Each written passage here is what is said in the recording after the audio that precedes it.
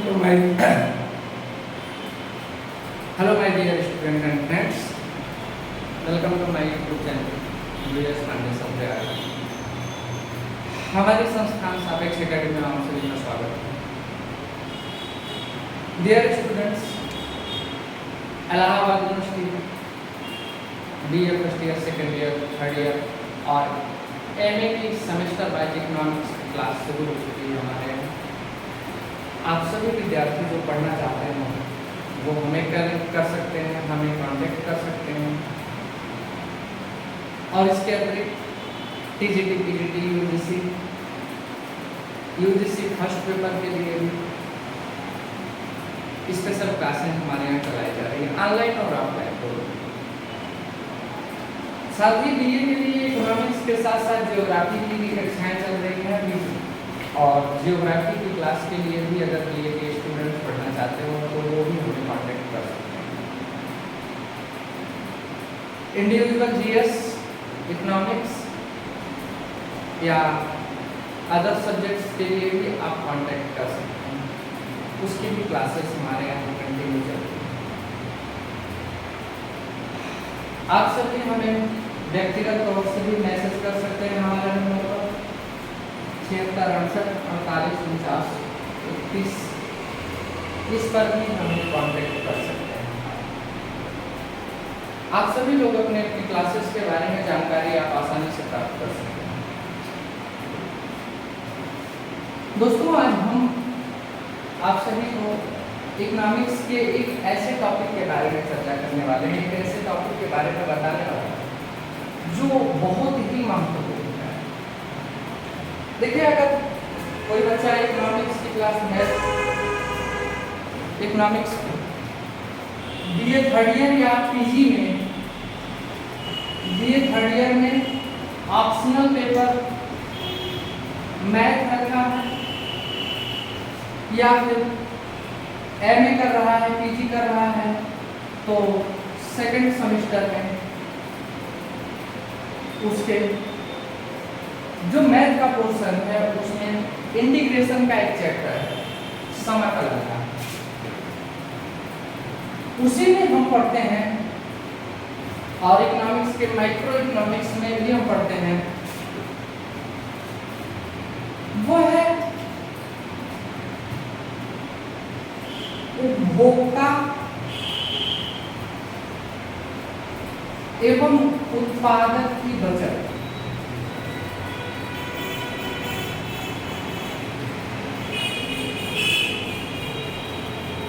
Consumer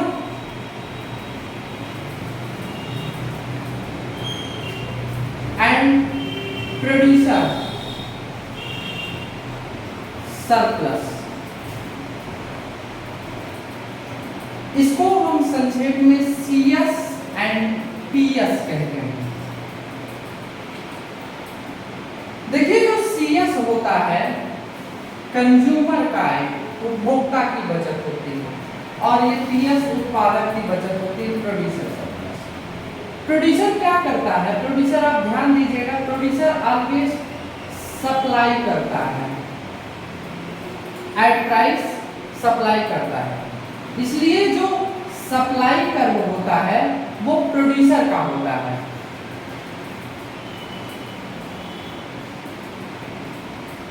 at least वो कम से कम उस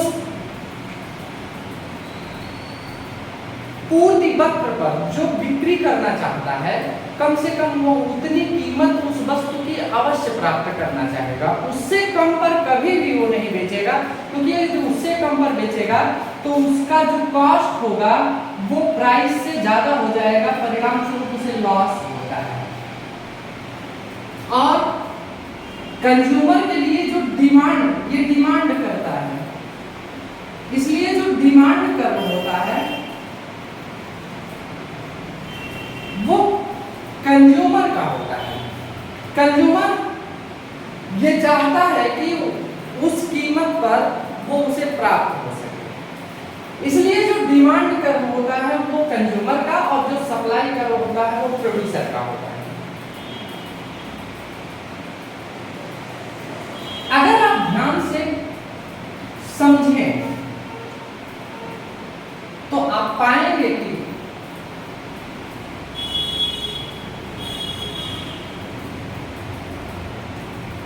एक ग्राफ हम आपके समक्ष देते हैं।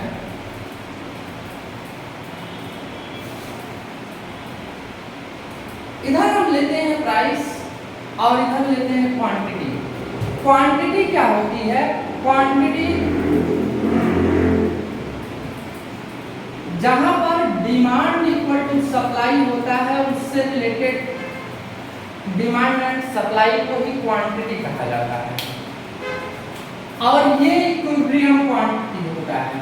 और इसी से रिलेटेड जो प्राइस होती है वो इक्विलिब्रियम प्राइस होती है। ये देखिए, सपोज दैट डिमांड कर्व है डी, और ये है आपका सप्लाई कर्व।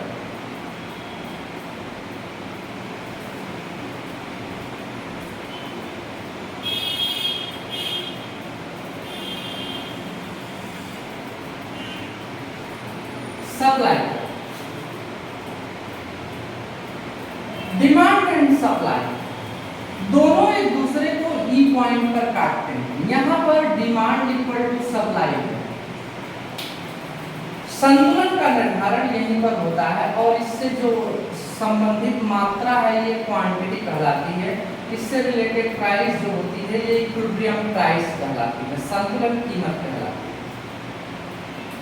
यहां पर आप देखिए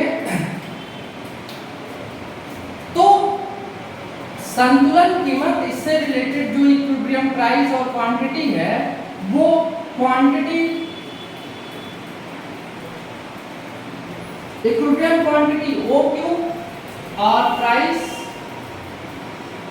OP है।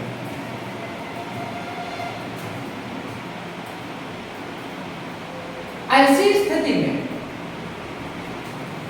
अब हम निर्धारित करें कि एक उत्पादक और एक उपभोक्ता की बचत क्या है। तो आप देख सकते हैं कि उत्पादक की बचत और उपभोक्ता की बचत के लिए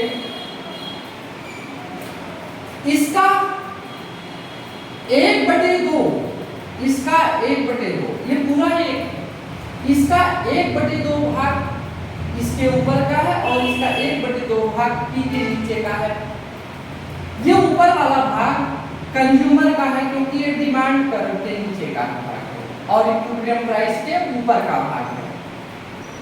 और ये जो नीचे का भाग है ये सप्लाई कर्व का है, और इससे ऊपर, क्योंकि वो एटलीस्ट न्यूनतम इस कीमत पर ही बेचना चाहेगा उत्पादक, लेकिन इससे इक्विलिब्रियम प्राइस चूंकि इससे ज्यादा है, इसलिए इससे ज्यादा जो भी कीमत मिल रही है वो प्रोड्यूसर की है, इसलिए वो उत्पादक की बचत होगी।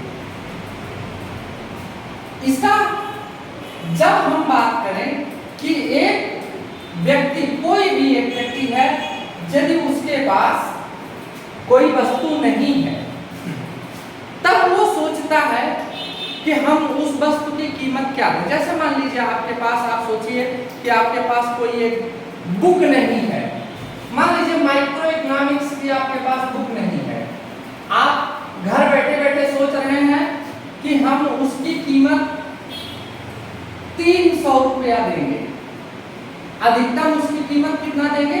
300 रुपए। और इक्विलिब्रियम जो प्राइस है वो इक्विलिब्रियम प्राइस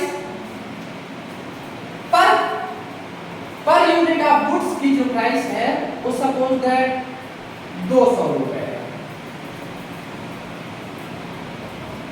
और क्वांटिटी 20 है, इक्विलिब्रियम क्वांटिटी 20 है, जहां पर मांग और पूर्ति दोनों एक दूसरे के बराबर हुए थे और कीमत का निर्धारण हुआ था मान लीजिए 200 रुपए।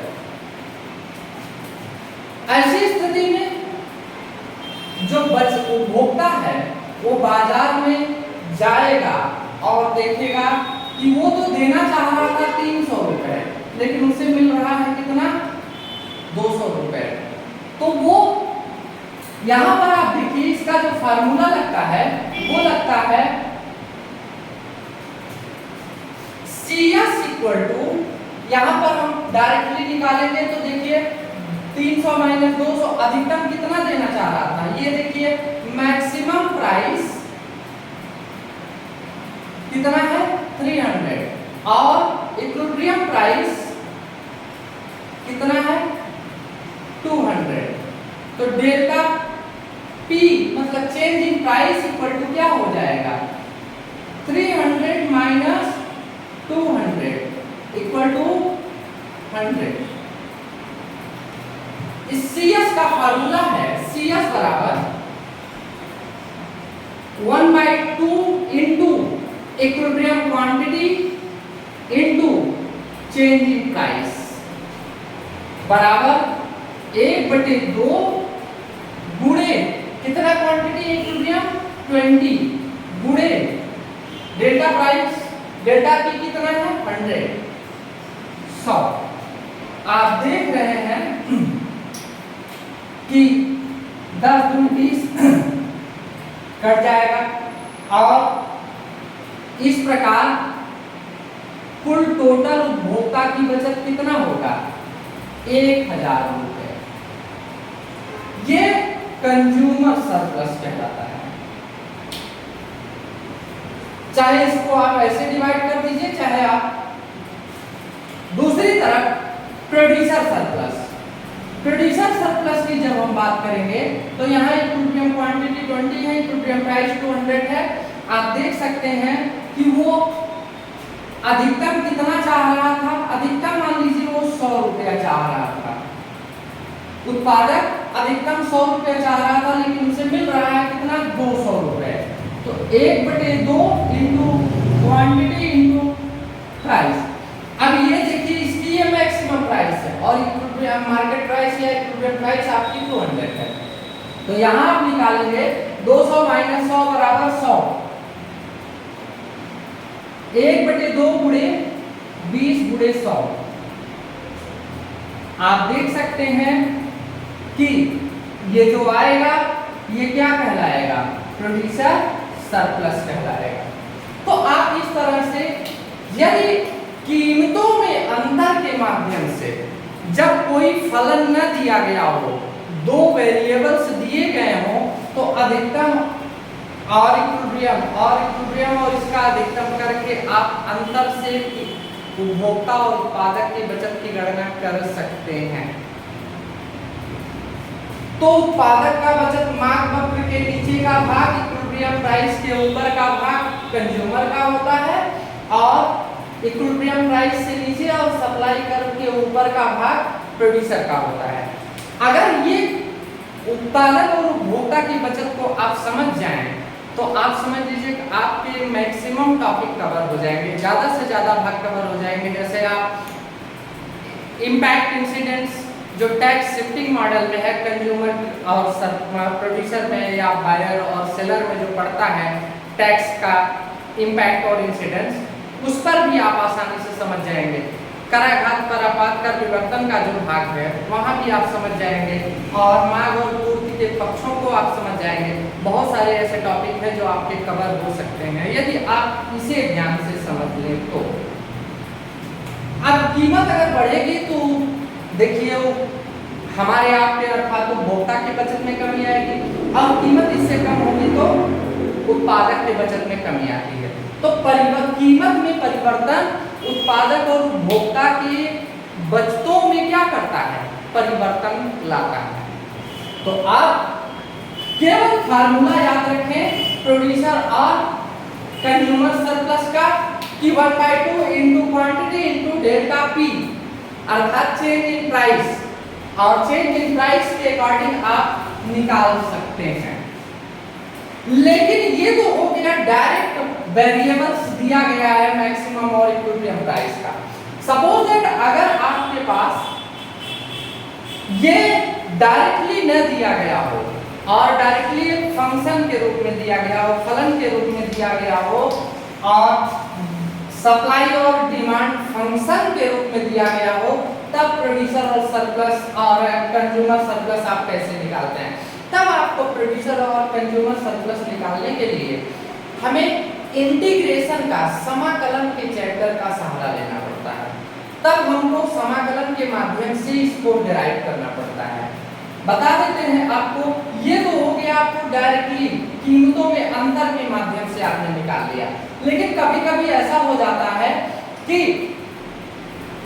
ना तो प्राइस दी गई होती है ना तो क्वांटिटी दी गई होती है, तो जब हम प्राइस और क्वांटिटी नहीं दी गई होती है तब डिमांड और सप्लाई फंक्शन को बराबर करके पहले क्वांटिटी और फिर प्राइस निकाल लेते हैं और तब इक्विलिब्रियम प्राइस और इक्विलिब्रियम क्वांटिटी निकल आता है और फिर तब उसको हम उसी क्वांटिटी और प्राइस को हम सप्लाई फंक्शन में रख करके प्रोड्यूसर सरप्लस और डिमांड फंक्शन में रख करके कंज्यूमर सरप्लस की गणना करते हैं। एक क्वेश्चन छोटा सा बता देते हैं आपको। इस तरह के प्रश्न हमेशा पीजीटी और यूजीसी में कंटिन्यू आते रहते हैं और बच्चे काफी कंफ्यूज हो जाते हैं। यूजीसी में आसान है हल करने के लिए, बस आपको थोड़ा सा समझने की जरूरत है। देखिए नेट जेआरएफ भी परीक्षा बहुत कठिन नहीं होती है, बहुत आसान होती है, लेकिन थोड़ा सा वहां पर आपके अपने विवेक की जरूरत है कि उस टाइम प्रेजेंट ऑफ टाइम आपका माइंड कंसंट्रेट है कि नहीं है। बहुत आसान होता है।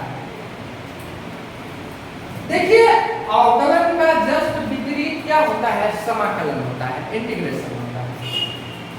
अगर मान लीजिए डिमांड फंक्शन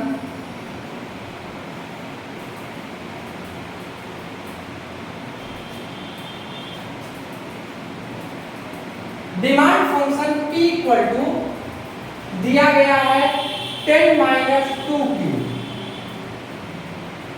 और कह रहा है कि P बराबर 0 पर CS ज्ञात कीजिए। तब आप देखिए यहाँ कौन सा फार्मूला लगाएंगे? यहाँ आप लगाएंगे CS बराबर integration function of x into dx minus p into x। यहाँ डिमांड फंक्शन होता है, ये इसको हम डिमांड फंक्शन, ये देखिए डिमांड फंक्शन यहाँ है और दिया है p बराबर 0। तो सबसे पहले क्या करें? इक्विलिब्रियम प्राइस दे दिया है तो क्वांटिटी डिटरमाइन कर ले। तो p बराबर 0 रख दे तो हम 10 माइनस 2Q या 10 इक्वल टू 2Q या आप देख सकते हैं Q बराबर 10/2 बराबर 5। तो क्वांटिटी कितना आ गया? 5। तो इस प्रकार Q इक्वल टू 5 आ गया और P इक्वल टू 0 दिया गया। अब इस फार्मूले में आप रख सकते हैं CS बराबर इंटीग्रेशन, देखिए आप x बराबर कितना है? 5 है और यहाँ p बराबर 0 हम रख देते हैं। तो आप देखिए ये 10 माइनस 2Q डिमांड फंक्शन कितना है? 10 minus 2Q into dx minus p0 कितना है? p कितना है? p0 है इंटू x कितना है? 5। तो आप देखिए ये हो जाएगा 10x माइनस ये हो जाएगा 2। अगर हम इसे x के पदों में लिखें तो x ही लिख देते हैं, 2 को हटा करके dx 10x minus 2x square. लेकिन यहाँ ध्यान रखना है x गुणा करेंगे तो 2x हो जाता है, लेकिन समाकलन में क्या होता है कि पावर जितना होता है उससे हम भाग देते हैं, पावर से ही भाग दिया जाता है।